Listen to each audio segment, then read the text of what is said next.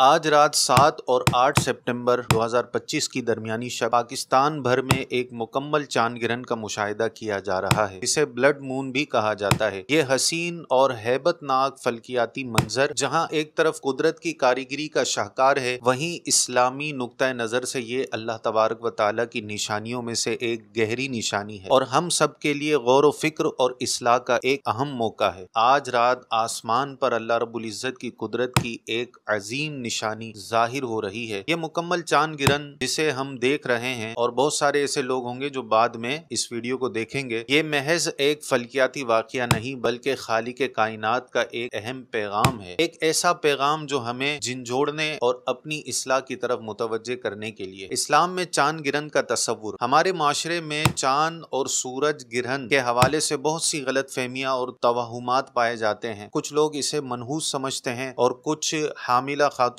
کے لیے طرح طرح کی پابندیاں تجویز کرتے ہیں۔ اسلام ہمیں کیا سمجھاتا ہے اس حوالے سے؟ آئیے آقا علیہ الصلوۃ والسلام کی حدیث کی طرف چلتے ہیں۔ نبی کریم صلی اللہ علیہ وآلہ وسلم کے زمانے میں جب آپ کے شہزادے حضرت ابراہیم رضی اللہ تعالیٰ عنہ کا انتقال ہوا تو اتفاق سے اسی دن سورج کو گرہن لگ گیا۔ لوگوں نے کہنا شروع کر دیا کہ یہ گرہن آپ کے بیٹے کی وفات کے غم میں ہوا ہے۔ اس واقعے پر ہمارے پیارے آقا علیہ الصلوۃ والسلام نے انسانیت کی اصلاح فرمائی اور اس باطل عقیدے کو ہمیشہ کے لیے ختم کر دیا۔ آقا علیہ الصلوۃ والسلام نے خطبہ ارشاد فرمایا، بے شک سورج اور چاند اللہ کی نشانیوں میں سے دو نشانیاں ہیں، انہیں کسی کی موت یا زندگی کی وجہ سے گرہن نہیں لگتا، بس جب تم یہ دیکھو تو اللہ تعالیٰ سے دعا کرو، اس کی بڑائی بیان کرو، نماز پڑھو اور صدقہ کرو۔ اس حدیث سے یہ بات روز روشن کی طرح آیا ہے کہ گرہن کا تعلق کسی کی پیدائش، موت یا کسی بدشگونی سے ہرگز نہیں، بلکہ یہ اللہ تبارک و تعالیٰ کی طرف سے اپنے بندوں کے لیے ایک یاد دہانی ہے، ایک تنبیہ ہے۔ وہ ذات جو چاند کی روشنی کو ماند کر سکتی ہے، وہ ہر چیز پر قادر ہے۔ تو سوال یہ پیدا ہوتا ہے کہ جب ہم یہ نشانیاں دیکھیں تو ہمارا رد عمل کیا ہونا چاہیے؟ خوف اور توہمات میں مبتلا ہوں یا وہ کام کریں جن کا حکم ہمیں ہمارے نبی علیہ الصلوۃ والسلام نے دیا؟ اسلامی تعلیمات کے مطابق چاند گرہن کے وقت ہمیں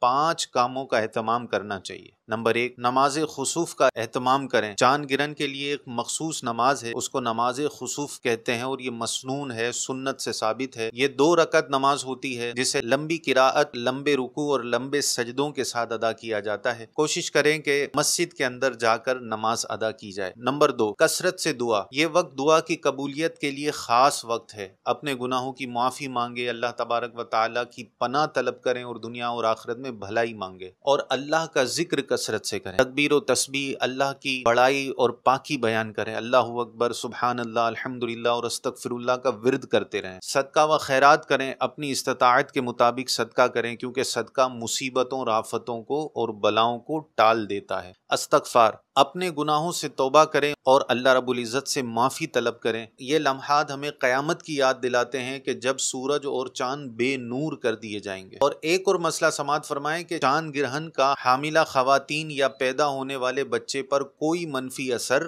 نہیں ہوتا۔ یہ سب من گھڑت باتیں ہیں جن کی شریعت میں کوئی اصل موجود نہیں ہے۔ اس دوران کھانے پینے، چلنے پھرنے یا چھری چاقو استعمال کرنے کی کوئی ممانعت نہیں ہے۔ یہ ڈرنے یا چھپنے کا نہیں بلکہ اللہ تبارک و تعالیٰ کی طرف رجوع کرنے اور اس کی رحمت طلب کرنے کا وقت ہے۔ آئیے ہم اس موقع کو غفلت میں نہ گزاریں۔